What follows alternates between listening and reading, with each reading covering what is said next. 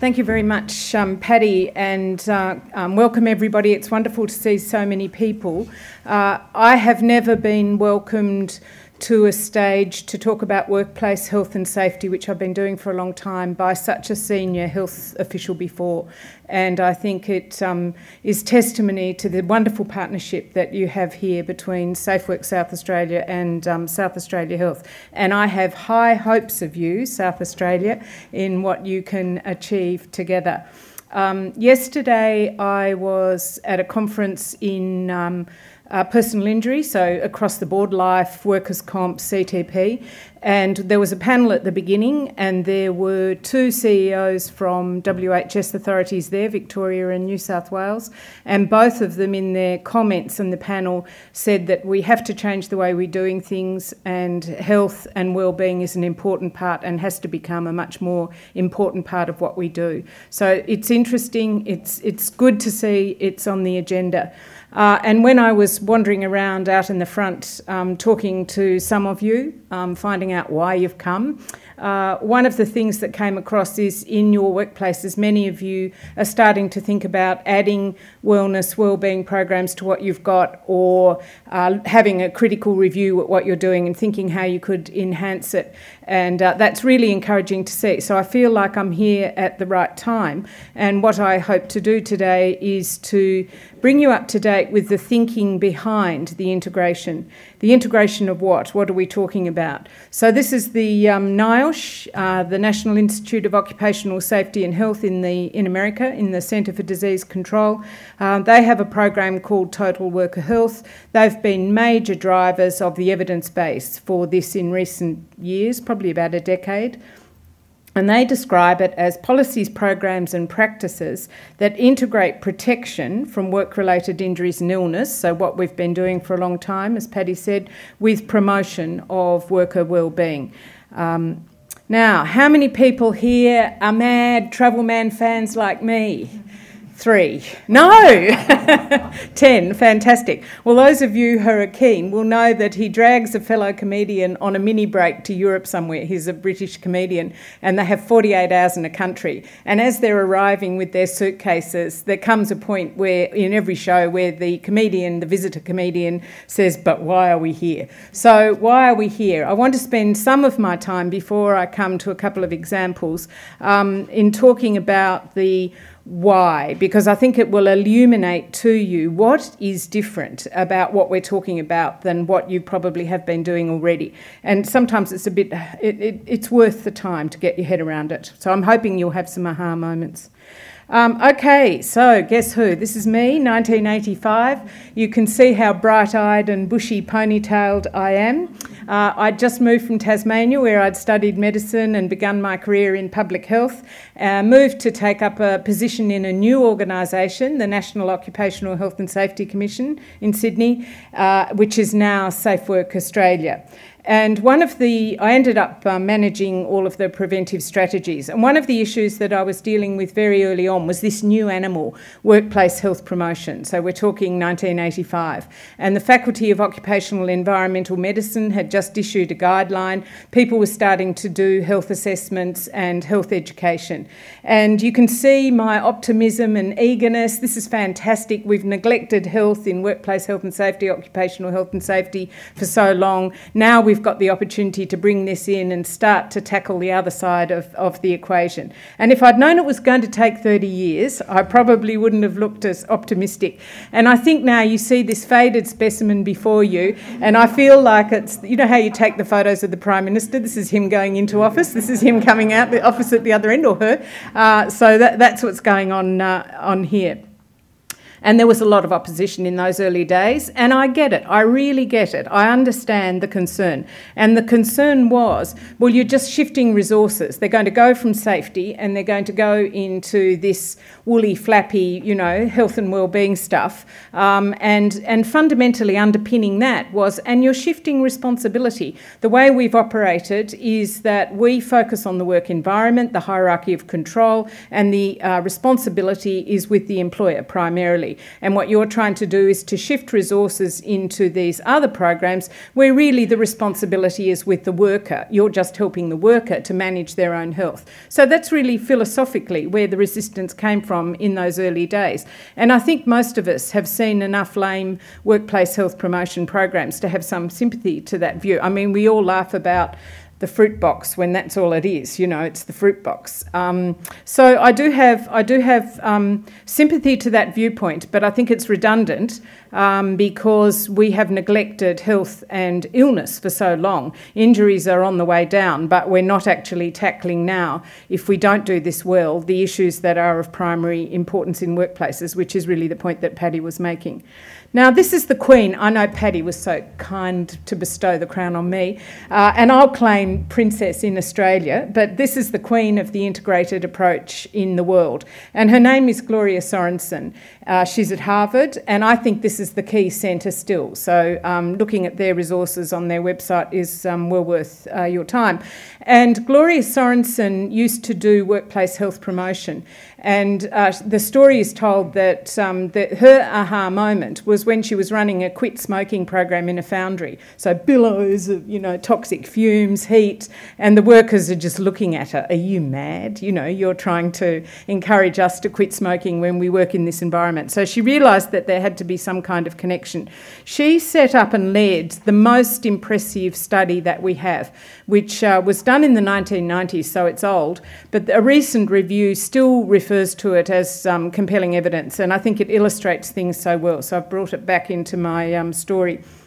And what they did was, it was a part of a trial to look at what was the most effective way to deliver workplace health promotion. And they looked at 4 methods. And one of the methods was, well, what happens if we integrate it into occupational health and safety? So they were working on cancer prevention, looking at that in its entirety. So looking at carcinogens, as well as looking at bowel cancer and lung cancer and the other types of cancer. And they did a trial with 24 work sites in Massachusetts, and 12 of them got the integrated intervention and 12 just got what you do normally. And the outcome factors that they were looking at were health factors. So they were looking at behaviours and attitudes. So this is a little bit more information about the control group. They got smoke-free policies, healthy eating policies and programs, health education programs.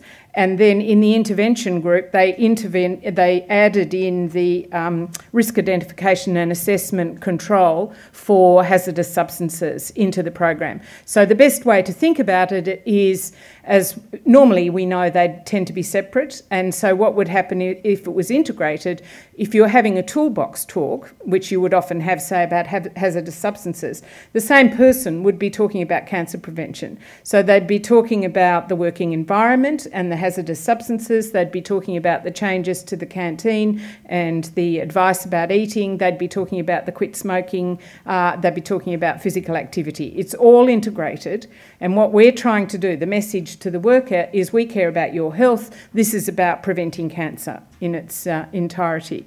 And what they found was that the awareness and participation rates was much higher. Now, any of you who have been in this business for any time will know that the traditional blue-collar workforce is really resistant to kind of health education, workplace health promotion. So this was a really important and surprising finding.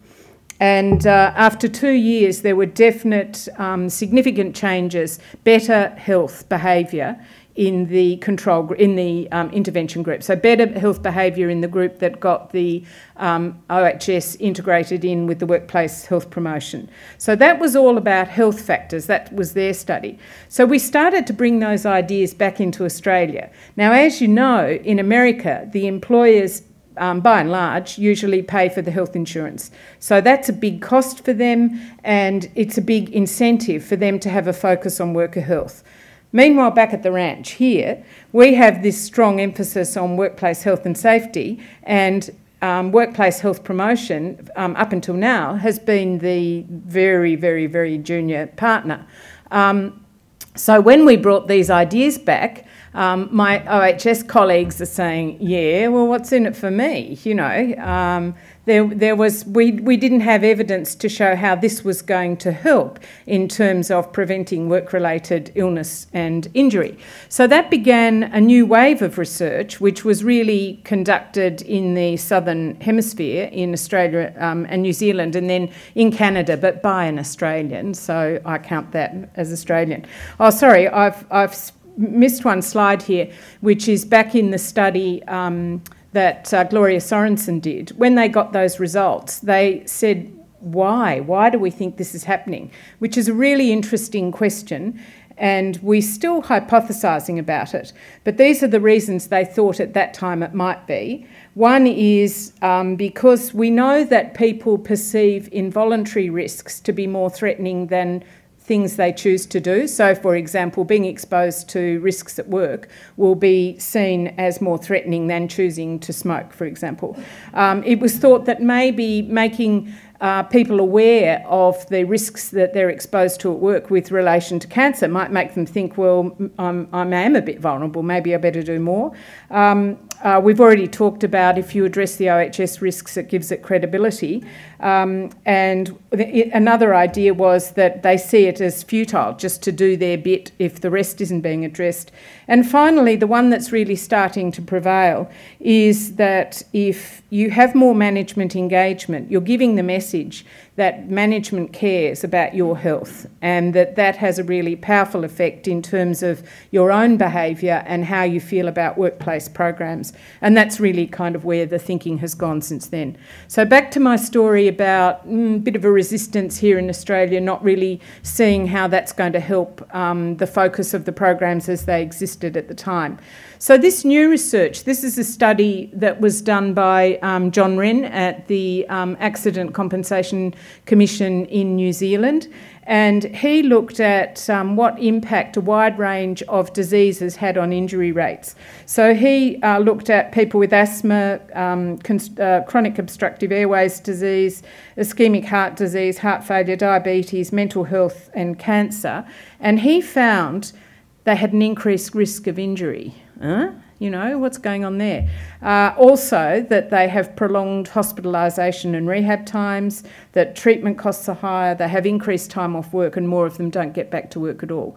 So this was really compelling evidence that health and the traditional thoughts about injury actually, there's a strong interrelationship, and provided a good evidence base for thinking a lot more about promotion of health. The same findings were replicated here in South Australia.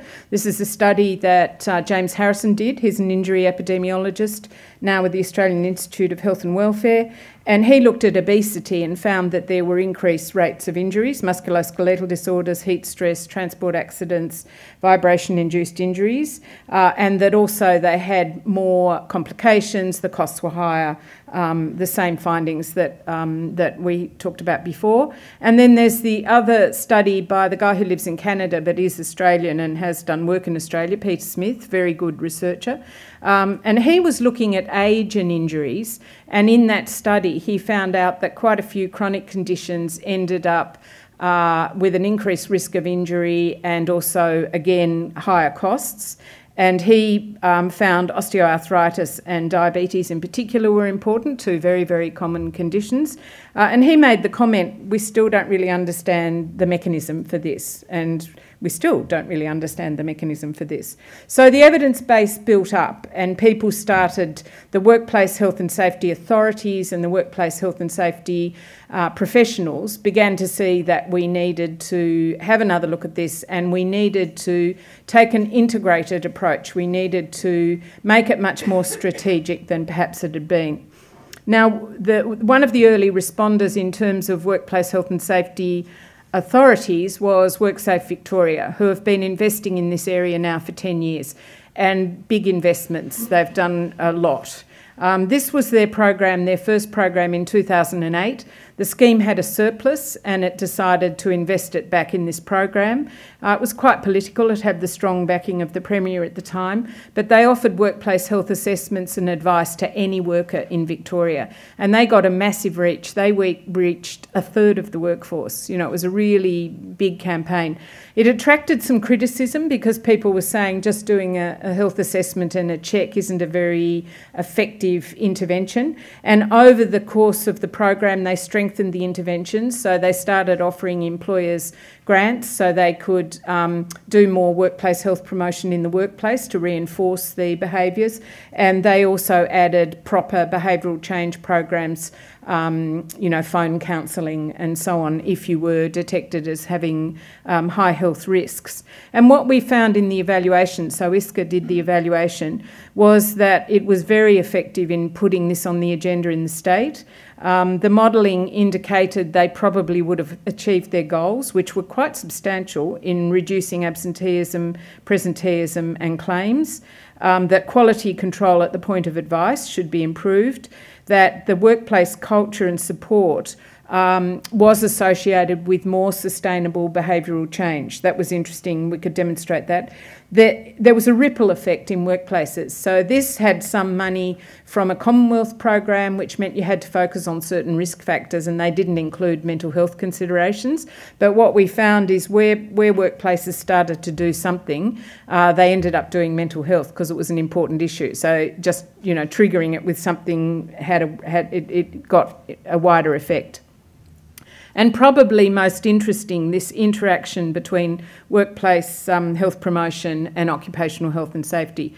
And I think this is indicated in this graph here. Now, don't try and read it, but if you look at the yellow bars and the green bars on the left, they're really the domains and questions in a safety climate survey. And if you look at the blobs on the right, you've got the blue blobs and the orange blobs. And the blue blobs are workplaces that had programs covering occupational health and safety and wellbeing, and the orange blobs are where there was occupational health and safety focus only. So what we see is where the organisations had both, they had better safety climate results. So I think that's really important evidence in countering the idea that workplace health promotion detracts from safety. It looks like it reinforces it, and certainly the evidence, broader evidence, would suggest that.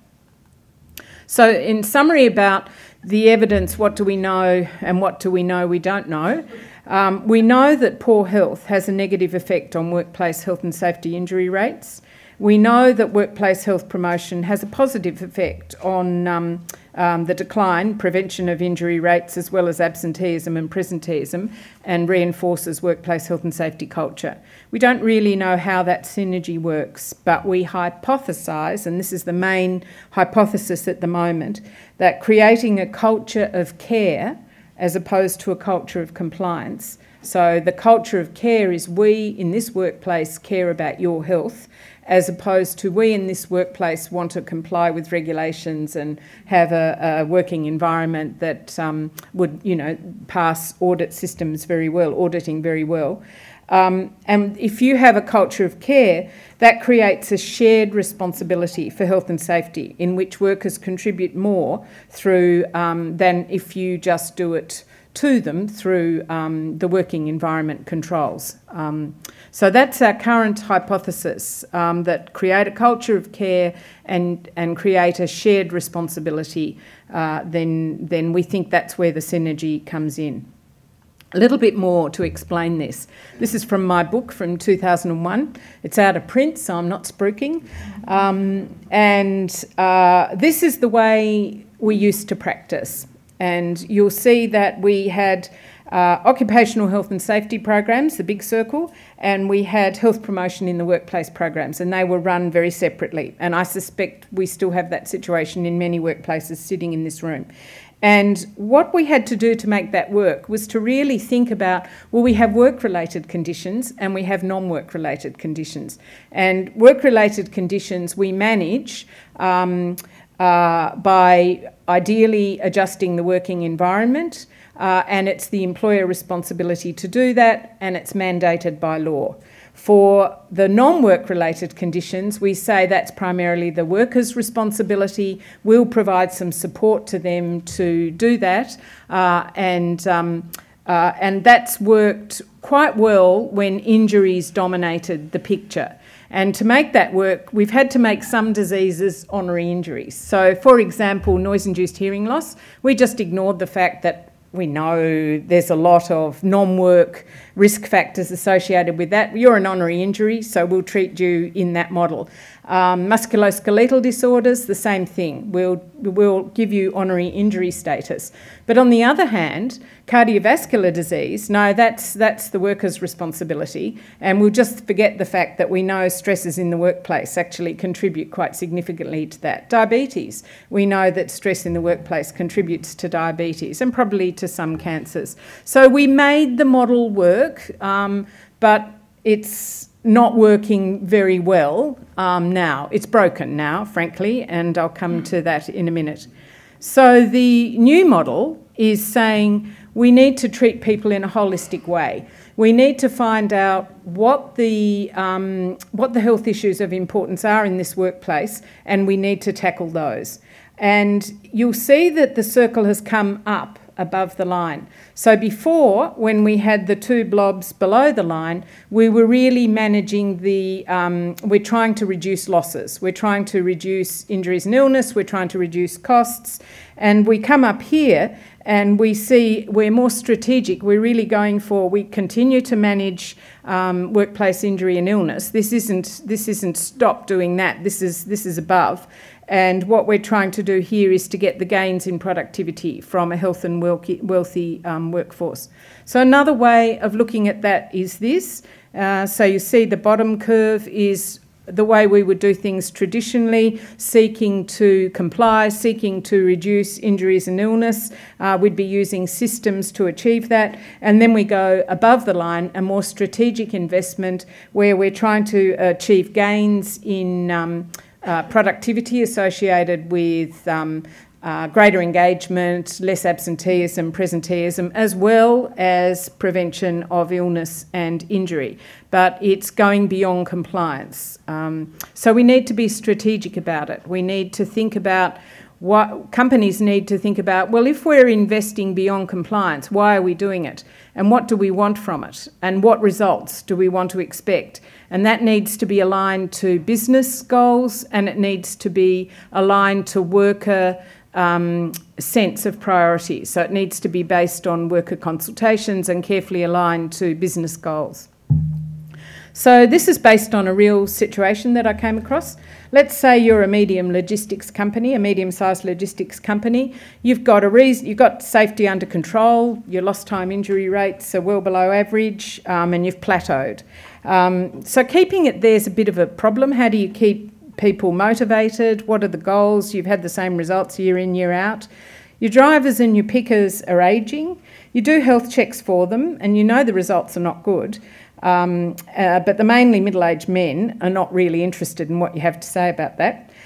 Your workplace health and safety is largely oriented to the warehouse and the trucks, and you'd like to do more for the office staff, and you can see mental health emerging as an issue, but you're not quite sure how to do that, where it fits in, and then you've just been rocked by a suicide. So mental health comes to the fore in the minds of everybody. So that's a typical situation where you have an organisation that is, what am I pressing, the red button? I'll just do it with my fingers. So that's a typical organisation that's reached that point, and then you're starting to think about going into adding health and wellbeing in an integrated, strategic way to your program. All right, for the economists in the room, rest, you can zone out for a minute. This comes from a presentation that I saw at the first international conference that NIOSH ran on total worker health, and there were a couple of economists who were talking about, well, what does this mean in reframing business performance indicators, and are currently pointing about how we tend to analyse our health programs in terms of preventing the health-related costs. and that we need to move much more to above the line and measure the value in terms of productivity and retention. So essentially we need to marry HR metrics with business metrics. They talked a lot about human capital, and I loved their model. They expressed human capital in terms of health, skills and motivation. Now, if that's the way business is going to start to think about human capital, we're sitting pretty. You know, health's their big part, very important, and so it should be. So they said we need to shift from health as an employee responsibility to creating a culture of health. And then I love this statement: my employer cares about my well-being is central to employee engagement, and everybody knows employee engagement affects business outcomes. So that was an interesting presentation for the economists in the room. And for the rest of us, the touchy-feelies, here's another way of saying what I think we're talking about. So that is, we know people cannot be sick and ill, but they're not flourishing. And we want people who are flourishing. This is Key's idea. We want people who are flourishing and enthusiastic about our workplace, so we can get the benefits in terms of performance gains. So let's stop for a moment and think about this little case study. So let's say, and when I was outside, quite a few people here today are from aged care and health, so you might relate to this. You've come from a hospital, you're the WHS lead, you've come from a hospital with a high-performing workplace health and safety program, and you thought you needed a new challenge. So you took one that wasn't performing quite so well. The leadership are less interested. You're now wondering, did I do the right thing? The program's not as good as it should be and has not really come to terms with the psychosocial risk factors. Your workers' comp premium's higher than other comparable hospitals, but not the highest. Your average duration off work is increasing, probably because you're starting to get more stress claims. There have been some serious incidents of assault in the emergency department. Staff have had some near misses, probably due to fatigue on the way home after their shifts. And a new board member's come on board and is pushing for more to be done on wellness. CEO doesn't quite get it and suggests, how about ramping up Are You OK Day? Okay, so that's what we mean by the integrated approach. Come on, leading you, what do you reckon? No. And so this is what NIOSH had to say about this, that they've really made a clear statement. An integrated approach is not, it's not a wellness program without a good safety foundation. If you don't have good compliance, you can't go to this because you won't have any credibility with the workforce. It's not a bolt-on of health promotion. It's got to be much more integrated, and I'll talk a bit more about that in a minute. And it's not a wellness program that doesn't ask workers for their input. So many times we see health promotion programs, which is what we think the workers want, and it's not what the workers are concerned about. And I was talking to Jo outside, who's new to the profession, physio, moving into workplace health and safety. Welcome, Jo. She is saying, well, I'm just wandering around now talking to people, having the conversation and finding out what people are interested in and what their views are. And you couldn't start in a better way. So I think that one of the things that we're seeing in the integrated approach is that people are consulting more widely than we do in workplace health and safety. And we've had some discussions lately. I think that consultation in workplace health and safety has ossified a bit. We've got very tightly controlled regular channels. We talk to the same people over and over again, and we're not really getting the broader input. So having the conversation is a really good way to start, particularly about strengthening and moving towards an integrated approach. This is a really, really important slide. I use this all the time in evaluating programs and finding out how far towards integration they are.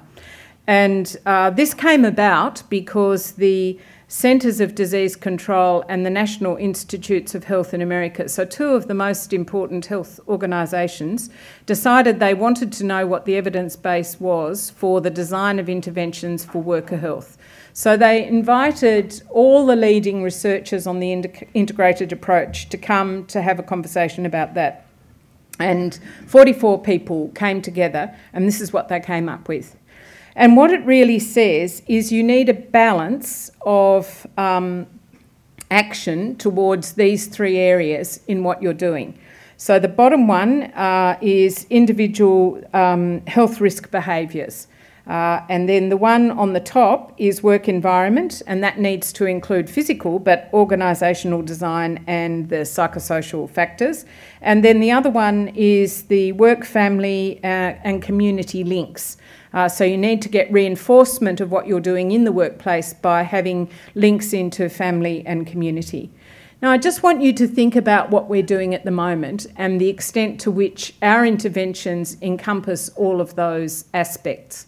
If you think about manual handling, so the two biggest issues that we deal with are musculoskeletal disorders and now mental health. Musculoskeletal disorders, typically we would have manual handling programs with a strong emphasis on the workplace factors, the control of the hazards in the working environment.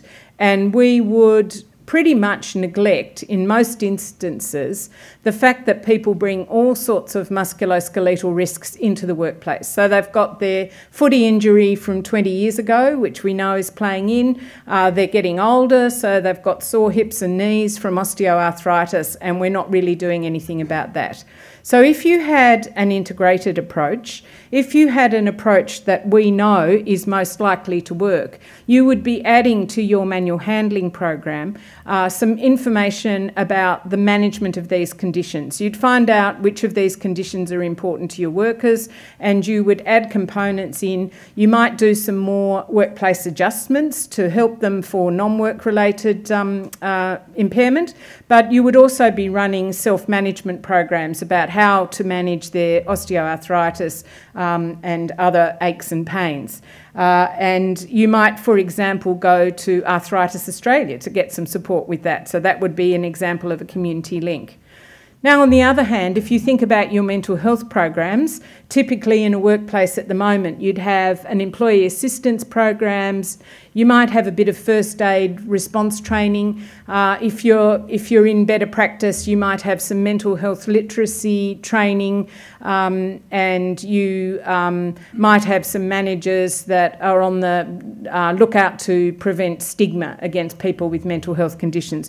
All of that is operating in the individual health risk behaviour domain. It's really saying we know mental health problems walk into the workplace and we're going to help people to manage those. It's not really recognising that we also know the working environment can be a contributor to both mental health problems, but can also be an environment which is supportive of mental well-being. And we have neglected that really for quite a long time. What is pleasing to see is in traditional workplace health and safety now, we're getting quite a lot of community outreach. And so, for example, I was at the National Safety Council Awards last week, and one of the finalists was a program which I think you probably relate to about road trains, and it was information, a campaign with the public to help them both pass road trains on the road and be passed by road trains on the road. Scary thought, but still. And they used the road train drivers to develop a program for the general public about this. So this is an example where we know the risks don't stop at the factory gate. You know, we're really embracing it in a whole way, and we're working in with the community more broadly. Another aspect of the integrated approach is we recognise at the moment we waste quite a lot of our resources. We have workplace health and safety doing something, workplace health promotion doing something, and HR doing something else, and they're not well aligned by and large. And so there's an opportunity to bring all of those players together and to review where the resources are going and what you're doing, and actually get a more strategic, coordinated approach. And I think that if we were to do that more often, we find, well, I've run a few sessions praising that, and what you find is they start to say, oh, are you doing that? Well, that really relates to what we're doing. And they use different terminology. If you just start to pull it together, use the same terminology, do it once, you're going to get a much better result. So just to bring this bit to an end before I give you two examples, this is what Total Worker Health say. integrating health protection and promotion will create synergy and enhance overall health and well-being of the workforce while decreasing the likelihood of workplace injuries and illness. And then they make a special reference to psychological health, saying that really we can't afford to leave that out anymore. So you really need to be putting that front and centre, and everything they do, they just include it in their considerations. Okay, so we're back to Travel Man. Why now? Why is this issue suddenly being taken up after 30 years by workplace health and safety authorities, by workplaces? Why? Why do you think? Mental health. So what's happened with mental health, everybody's concerned about mental health now. We see it starting to have an impact on the health and wellbeing in workplaces. People are concerned about it. It's reflected in claims profiles, and the model doesn't work for mental health because employers are not prepared to accept responsibility for mental health in their entirety, and employees don't want mental health ignored. Everybody can see that mental health is a big issue in workplaces and people are trying to tackle it. And so the integrated approach with a shared responsibility, a responsibility for employers to provide a safe and healthy working environment, and the responsibility of workers to look after their own health, is a good way to go for mental health. And this is a model that Tony LaMontagne developed for mental health in the workplaces, which is really taking off. And the idea is you prevent harm, promote the positive and manage illness. So prevent harm, you add psychosocial risk factors to your profile of workplace health and safety risks, and you start to look for those. You train managers in those risk factors. But promoting the positive is also recognising the workplace has a positive effect on mental well-being. So you need to train managers to understand that. You need to train managers to manage people's strengths in a supportive way rather than focusing on poor performance and managing it out. And you need to train managers to understand the design of work and what they can do to create work, to create jobs that are more conducive to human factors. So a couple of examples. The first one is in a large organisation. So this is a large public teaching hospital in Victoria that participated in one of our integrated programs, and they decided that they needed to do something about fatigue. They'd had some near misses, and that was really frightening them. So they recognised that the problem was due to non-work factors as well as work factors. So the good thing was they weren't blaming the workers. You know, they said, we know we can probably do more with shift design and what we do, but we can't do this alone because we know people have second jobs. We know people are looking after their children when perhaps they need to get more sleep. So I talked to them about, well, what did you do that was different? And they thought about that, and they said, well, one thing we did was to consult more broadly than we would have done if it was a traditional workplace health and safety approach. So they had lots of conversations about the issue and what people saw as solutions. But they still did the traditional risk assessment, and that included workload and job demands. And then they designed a program that was consistent with evidence. They designed a program that was consistent with business strategy and also with what the workers had said. And then they really worked hard to make sure that they had high-level support from right at the top, because they were working right across the business into all areas of the business. And the solution that they came up with included working environment things like more flexibility in rostering. They changed the way they did their rostering. There was more staff input to the rostering. It was a bit easier for staff to change their rosters.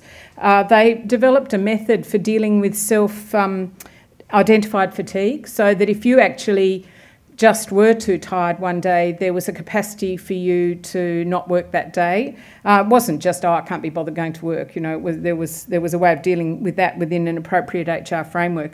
And then they did a lot of health education about what you need to do to look after yourself, to get enough sleep, what the impact is of not having sleep. And it was a very successful program. And this is how they've described it in their management speak. And if you look at the dark blue line, it shows you how wide the indicators were that they were working with and how it would have operated right across the organisation. So they were looking at absenteeism, incidents and injuries. They were looking at the health portal and what it was showing in terms of self-assessed health. They were looking at fatigue-related clinical errors, and they were also looking at performance and culture. So I think that's a very good example of what we mean. Now, it's harder to find examples in small business because we're in the early stages of this. And so what I've done here is to have a look at a mental health example from the Heads Up program of work. And if you are a small business, the Heads Up program is very good. It really tackles the issues for small business. It takes small business very seriously. And I see there were brochures from Heads Up on the Safe Work South Australia stand outside. So I'll just show you this video, but then make some comments about it. There's a growing workforce in the world that is contractor. We look after that workforce. So we look after all of the administration, all the compliance, all the government regulations, and everything to do with contractor workforces. My name's Matthew Franceschini. I'm the Chief Executive Officer and one of the co-founders of Entity Solutions. Head office is in Melbourne, where we have about 60 staff, predominantly full-time employees. So they're working Monday to Friday, 38 hours, 40 hours a week. The sales guys and girls will go out half their day, but the majority of our staff are office-based, they're desk-based, they're computer-based. Some of the typical mental health issues that face office staff: performance pressure, there's mental stress, there's the stress that comes with being in a sedentary role. Just the lack of perhaps sunlight and the lack of physical movement really can have an impact on people. I've seen in many office environments that if employees aren't provided with a pathway to discuss and communicate their stresses and their mental health issues, that can compound and really have an impact on their work. A number of years ago, Entity Solutions put some initiatives into practice. We put in an employee assistance program, which really provides them with confidential and private assistance for whatever issues are going on in their mind, whether they be personal issues or whether they be work-related issues. We also conduct a number of leadership training workshops around mental health issues and how they can see those issues within their staff and perhaps be very proactive in offering assistance. At a physical level, we provide fresh fruit on a daily basis. 1/3 of our office space here is dedicated to a breakout area. We have a pool table, we have a table tennis table. Many of the staff, when they want to just have a small meeting amongst themselves, they'll go in one of the booths there.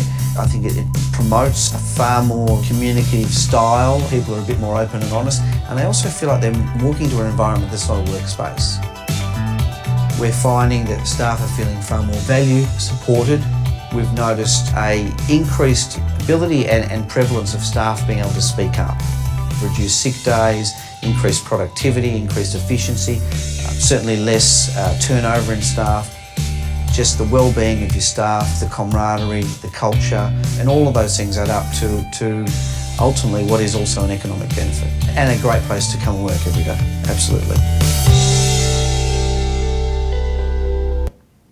So, thinking about to what extent is that an integrated solution, I think the aspects of it that are consistent with the integrated approach is that, well, if we have a look, first of all, the way he talks about it, we're investing in well-being, but we also know we're getting some economic benefits. And so and he describes the benefits in a very wide-reaching way in terms of engagement, retention, absenteeism.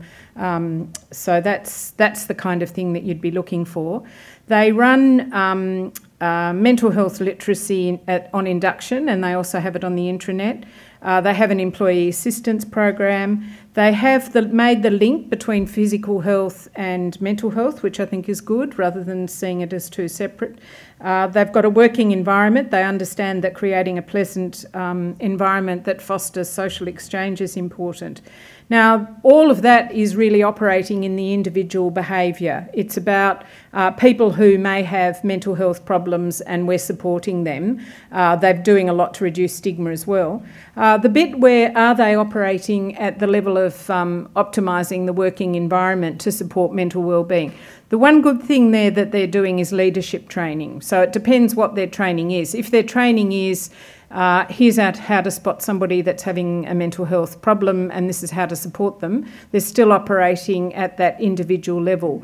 But if their training is also you have a big impact on the quality of the working life of your staff, and this is the way you might want to think about your supervision to make your supervision more supportive, and you have a lot of influence over the design of their jobs, then that would be that'd be steps towards that.